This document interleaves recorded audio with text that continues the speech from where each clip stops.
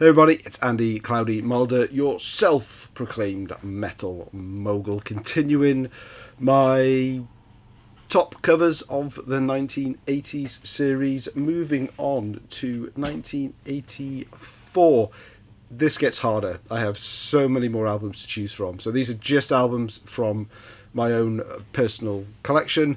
Not necessarily my favourite musically, although let's be honest, I do love most of these albums we're going to show today. So, but they're not necessarily my top 10 favourite musically. It's all just down to my subjective appeal to attraction to the artwork on these albums.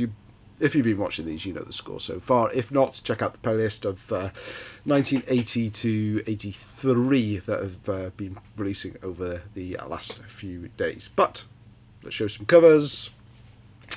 First up, Saxon Crusader.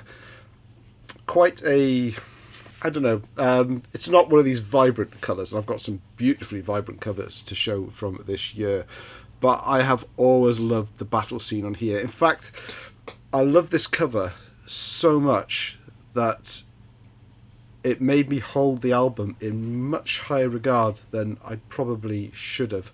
I did a live stream a month or two back now with Darcy. We went through album by album, and I listened to every single Saxon album intently to figure out what my favourite songs were. And I found Crusader actually came up lacking really a little bit in Saxon's discography. Still a good album, great artwork. I love the battle scene that covers that carries on across the gatefold. I do love it when a cover carries on across the gatefold. Again, there's swords on it. If you've been following along, you know I like swords and skulls on my albums. Also like tanks, and this is Honour and Blood from Tank. Again, fantastic painting, I guess, that really kind of captures the drama and the intensity of tank warfare. I think so. Music for Nations 26. Tanks are also a good bet for fantastic album covers. Another album cover that I didn't have this one back in the day, but it's one that I always found incredibly striking, and an album that I wanted just based on the cover alone. I'm not a massive Quiet Riot fan. I do quite like this album though. That's one of my favourite in the discography. But just the image of the man in the mask. I also like things like the broken sort of latex glove and with a studded wristband underneath. Condition critical, Quiet Riot. Back cover lets it down. They didn't look a great metal band. Oh, I do love this cover as well though. Man of War. Love them or hate them, they do have had some fantastic covers. We got a sword. Had to be in there. But yeah, again, love the drawing. The picture. Pretty plain on the back. Another Music for Nations release. Hail to England. Man of War.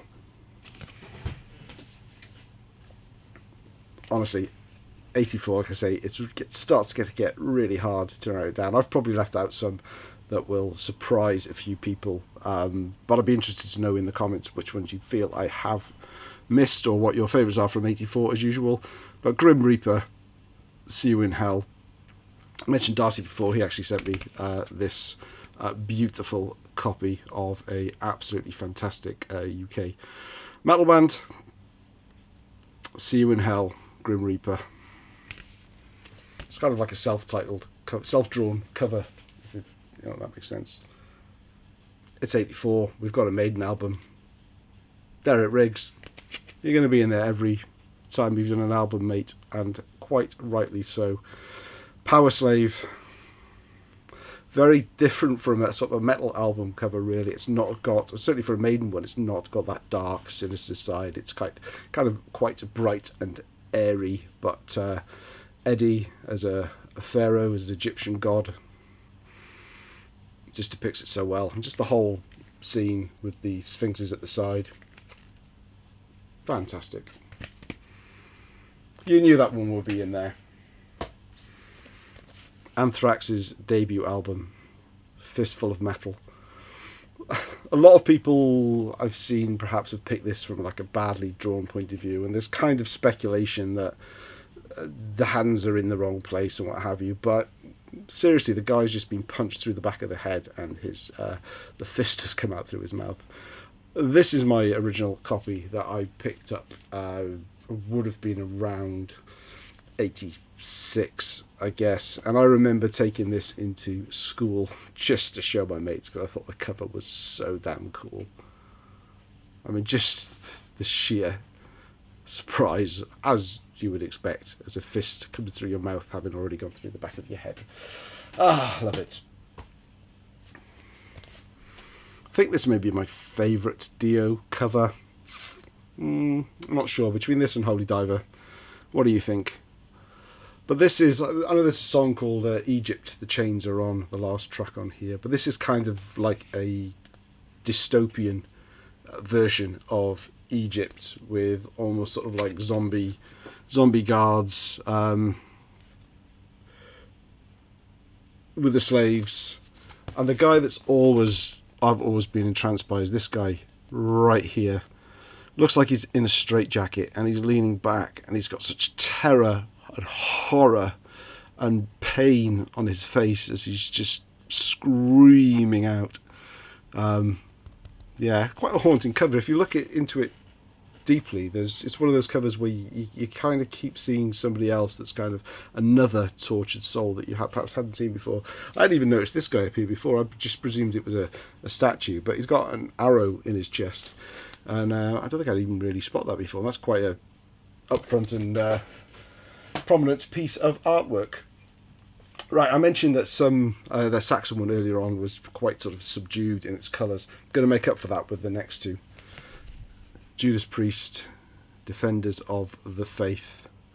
Really vibrant. I've always kind of got like a Japanese vibe to this one, although I don't think that's got anything to do with the album whatsoever. But yes, another iconic album cover. Brilliant picture. Judas Priest. And last but certainly not least, but a feast of colour for your eyes to end off the video, Armoured Saint, March of the Saint. And yeah, we've got a guy with a sword. We've got lots of guys with swords and a mace and an axe. March of the Saint. Also great background picture as well. To say maybe back covers is another rabbit hole we can go down one day, but that's the last one I've got for 1984. As usual, what are your favourites from 1984? Let me know in the comments below. Obviously, you know, art again being very subjective. I'd be interested to see which ones you come up with. Thanks for watching, and we guessed it, we'll be back in 85.